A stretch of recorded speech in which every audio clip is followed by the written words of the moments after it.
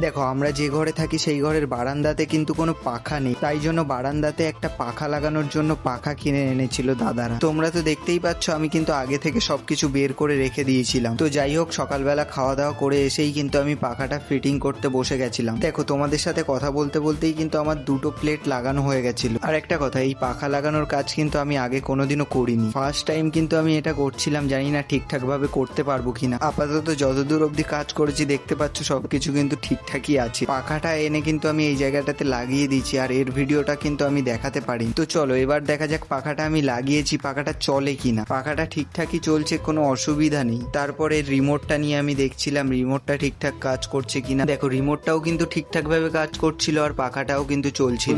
শুভম আজকে একটা সুন্দর ফ্যান লাগিয়েছে, দারুণ অসাধারণ। দেখো সবাই,